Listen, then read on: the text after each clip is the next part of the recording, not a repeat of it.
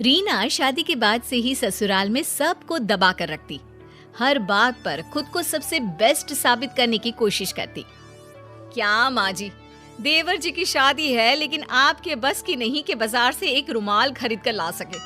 भाभी, मम्मी ने हम लोगों को बड़ा कर दिया, शादी ब्याह सब हो गया। तब तो आप नहीं थी ना, जो आज माँ को ताना दे रही है। एक तो तुम लोग यहाँ आती हो, फिर मेरे और माँ के बीच लड़ाई करवाती हो। अरे सही तो बोल रही है मेरी बिटिया, घर की बहू हो और 4 काम करना पड़ गया, इसमें क्या होशियारी दिखाना। अरे करना है तो करो, नहीं तो। बस ये सुनकर रीना का तांडव शुरू हो जाता है। वो चिल्लाने लगती है, हाँ हाँ, सारे काम करवाने के लिए रीना रीना, लेकिन जब काम हो जाए तो धमकी। अरे वाह जी वाह, अब देखो मैं क्या करती हूँ। घर पर छोटे देवर की शादी, ऊपर से भाभी नाराज। अरे रीना बहू दिखाई नहीं दे रही, उसे बोलो छोटी बहू के घर जाकर उन लोगों से पूछ ले, कोई काम की जरूरत तो नहीं है। लेकिन रीना बहू हो तब ना। पापा, भाभी तो मायके चली गई, ये कहकर गई है कि शादी में भी नहीं आएंगी। अरे ये क्या बात होती है, समाज क्या कहेगा। और अब जब सब घर में आने वाले हैं, ऐसे में बड़ी बहू का घर में ना होना बिल्कुल भी ठीक नहीं है ये बात। अरे पापा रहने दो ना उसे, वहीं छोटी छोटी बात पर घर पर कलेश करती है। सोचती है खुद किसी को कुछ भी बोले लेकिन उसे कोई कुछ ना बोले। ऐसा होता है क्या? अरे फिलहाल तो बहू को मना कर लाना जरूरी है। ड्राइवर से बोलो कार निकाले, हम खुद जाएंगे। घर के सभी लोगों को बहू पर गुस्सा आता है। जो आदमी अपने उसूलों के आगे किसी के सामने नहीं झुका, वो कल की आई एक लड़की को मनाने जा रहा है। पता है ना माँ, पिताजी को समाज, परिवार और आस पड़ोस की कितनी परवाह है। पापा सबके सामने मिसाल कायम करके खड़े हैं कि उन्होंने पूरा परिवार बांध कर रखा है। ऐसे में भाभी नहीं होंगी तो पापा की प्रतिष्ठा में उंगली तो उठेगी ही ना। ये भाभी की जीत नहीं, सबसे बड़ी हार है, हार। उधर मायके में रीना की माँ, अरे बेटी क्या बात है, इतने पैसे वाले लोगों को घुटने में ले आई तू। देख तेरा ससुर कैसे गाड़ियों का काफिला लेकर आया है हम लोगों के दरवाजे। अरे माँ बस बहुत हो गया इन लोगों का नाटक। अब तो देखो वो जो इन लोगों का दूसरा बंगला है ना, देवर की शादी के बाद वहां जाकर रहूंगी मैं, देख लेना। तभी ससुर बहू के मायके आते हैं। रीना की माँ नाटक करती है, अरे आइए आइए भाई साहब, अरे देखिए ना कब से समझा रही हूँ कि ससुराल में तेरी जरूरत है, चली जा बेटा। लेकिन पता नहीं क्या बात मन को लग गई है, आई तब से रोए जा रही है, रोए जा रही है। ससुर जो बहू की माँ की हरकतों से अच्छे से वाकिफ थे। देखिए वो सब हम बाद में देख लेंगे, हमारे घर का मामला है।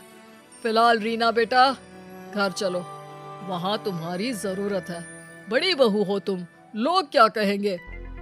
देखिए पिताजी, आप खुद आए हैं तो ठीक है, मैं चल रही हूँ, लेकिन मैं साफ साफ कह देती हूँ, देवरानी के आने के बाद मैं उस घर में नहीं रहने वाली। वो तो तुम्हें बोलने की जरूरत ही नहीं है, मैंने पहले ही फैसला ले लिया है कि मैं तुम्हें दूसरे बंगले में शिफ्ट कर दूंगा। छोटे की बीवी और वो हम लोगों के साथ रहेंगे। रीना को तो मानो मन मांगी मुराद मिल गई। तो फिर ठीक है ससुर जी, चलिए चलते हैं। रीना ससुराल चली जाती है और अच्छे से शादी हो जाती है। छोटी देवरानी जैसे ही घर में कदम रखती है, हाय रे, न जाने किसके अपशगुनी पैर हम लोगों के घर पड़े हैं। बत्ती ही चली गई, करो अब अंधेरे में सारी रस्में। तभी नौकर कहता है, अरे नहीं नहीं बड़े बहू जी, वो तो बत्ती आई है, जनरेटर बंद किए है ना अभी। छोटी बहू के तो पैर बहुत ही सगुन वाले हैं। अरे 2 दिन से पूरा मोहल्ला अंधेरे में डूबा था, अब जाकर लाइट आई है। अरे हाँ ठीक है ठीक है, ज्यादा बोलने की जरूरत नहीं है, नौकर हो नौकर की तरह रहा करो। देख रीना, हम लोगों के घर हमेशा से इतना पैसा नहीं था, तेरे ससुर ने बहुत मेहनत से कमाया है। नौकरों से अच्छे से बात किया करो, ये हमारा परिवार ही है। हाँ हाँ ठीक है ठीक है। वैसे मेरे मायके में नौकर चाकर रहे नहीं, लेकिन सब जानती हूँ कैसे बात करनी होती है इनसे। नौकर मुंह लटकाकर चला जाता है। अरे देवरानी जी, कुछ बोलोगी भी कि बस ऐसी ही सबको घूरती रहोगी? लेकिन छोटी देवरानी कुछ नहीं बोलती। अगले रोज, अच्छा तो मैं चली दूसरे बंगले में। यहाँ सब आप लोग आराम से खुशी खुशी रहो अपनी नई बहू के साथ। रीना का पति कहता है, लेकिन मैं अपना घर माँ पापा को छोड़कर कहीं नहीं जाऊंगा, ये तो पक्की बात है। तो ठीक है ना, आप रहो, मैं और बच्चे तो जाएंगे। कौन रहेगा यहाँ सर्कस में? छोटी देवरानी बोल पड़ती है, दीदी आप इस घर को और घर के लोगों को ऐसे नहीं कह सकती। हाँ रीना भाभी, छोटी भाभी सही कह रही हैं। तभी ससुर जी आते हैं। बड़कू बेटा, अपनी बीवी को लेकर जाओ दूसरे बंगले में, हम लोगों के लिए छुटकी बहू है।